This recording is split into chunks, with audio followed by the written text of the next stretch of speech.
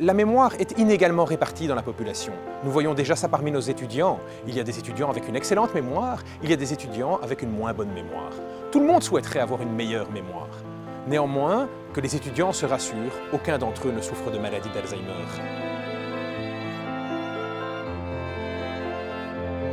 La maladie d'Alzheimer, c'est une maladie qui se caractérise par des pertes de mémoire progressives, des troubles cognitifs progressifs qui vont évoluer vers un état qu'on appelle de démence. La démence, c'est l'incapacité de vivre seul, de manière autonome, à son domicile. Ce qui va particulièrement retenir notre attention, c'est la difficulté à se souvenir des événements récents.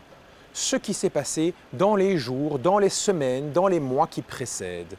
Et c'est de constater non pas simplement des oublis, mais en fait des oublis qui sont plus importants que ce qu'ils n'étaient 6 mois, 1 an, 2 ans auparavant. Cette notion de déclin par rapport à un état antérieur est particulièrement importante pour susciter l'inquiétude.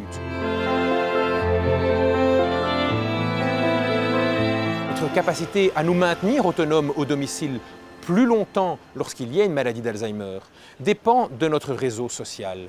Les personnes isolées, les personnes seules, les personnes avec des difficultés d'audition vont généralement avoir des déclins cognitifs plus rapides lors de maladies d'Alzheimer qu'une même personne avec la même maladie d'Alzheimer, mais qui a un réseau social plus fort autour de nous. Et je crois que c'est un message aussi important à tenir dans ces périodes de crise sanitaire et dans les soubresauts qui en suivent, c'est de maintenir le réseau social.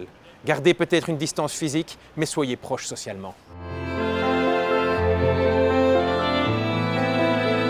Une grosse partie de recherche se concentre aujourd'hui sur le développement de biomarqueurs, donc d'examens, qui seraient beaucoup plus accessibles à la population générale. Nous avons ici le professeur Caroline Huard, qui en fait, elle aussi, essaye de voir si nous pouvons récolter du matériel qui indiquerait une pathologie Alzheimer dans le cerveau à partir de ce qu'on appelle l'épithélium olfactif, donc le haut du nez. C'est l'hypothèse ici que l'on fait, c'est de se dire qu'au niveau de cette muqueuse olfactive, on pourra avoir des traces de maladie d'Alzheimer, donc les caractéristiques de la maladie d'Alzheimer. Pourquoi ?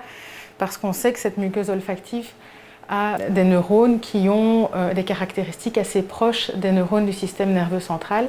L'autre chose, c'est qu'on sait par étude autopsique, donc chez des patients morts, que lorsqu'on regarde la muqueuse olfactive, eh bien, effectivement, on peut voir de la protéine amyloïde et des dépôts de protéines tau qui sont quand même des caractéristiques de la maladie d'Alzheimer. Et donc le but ici, en faisant ce frottis, c'est de pouvoir détecter de manière précoce ces marqueurs caractéristiques de la maladie d'Alzheimer. Nous ne sommes pas capables de réparer un cerveau qui a été détruit. Serons-nous capables de prévenir cette destruction si nous dépistons la pathologie avant le début des symptômes ou lorsque les symptômes sont encore très légers? Il est, en tout cas sur le plan théorique, possible de bloquer les processus biologiques à l'œuvre, d'empêcher la dégradation. Et c'est là que l'essentiel de la recherche médicale se concentre pour l'instant.